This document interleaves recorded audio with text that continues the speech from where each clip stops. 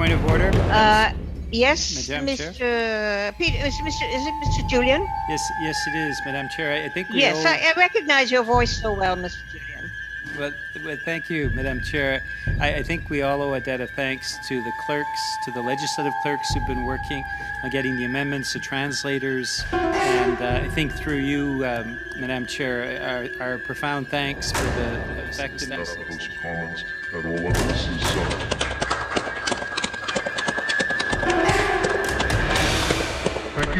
All right, what's happening here? The Liberals and the NDP coalition, basically, they decided they're going to ram through all these amendments and they're not going to explain what they are for the general public.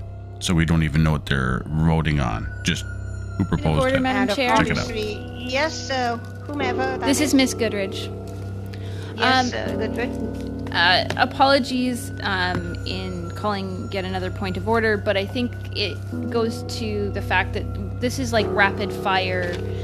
We are moving faster than we even have the ability to have corrections at this point. And I just want to really ensure that we're taking our time. This is serious legislation. It has been 31 years since this legislation was updated. We are moving through these amendments at the speed of light.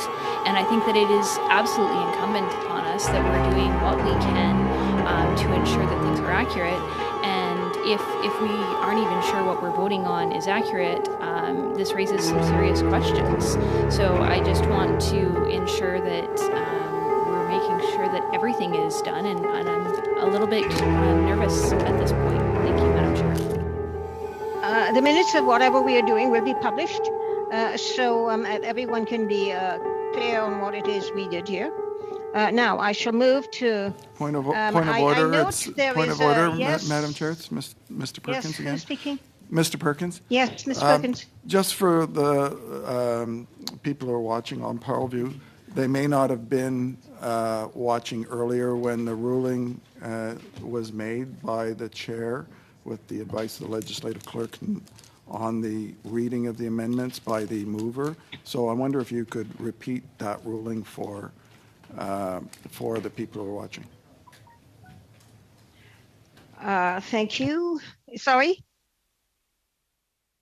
Did someone else say something? On that point of order, Madam Chair, it's not a point of order. The ruling's been made.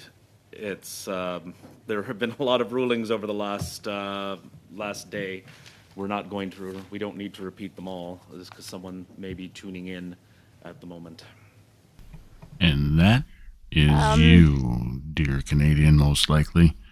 They will not read out any of the amendments before they vote on them, so the public doesn't know what they're doing, just which way they're voting. The party is putting forward, I think, meaningful amendments, constructive amendments that would allow this piece of legislation to be approved and clarify and show once and for all to Canadians that users are, in fact, out.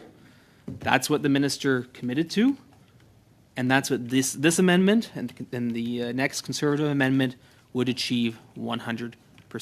I know there's controversy around this. I know there's people who will disagree with that aspect, but if we take the minister at the word, if we take the government at its word of what they've been saying from day one, this achieves that.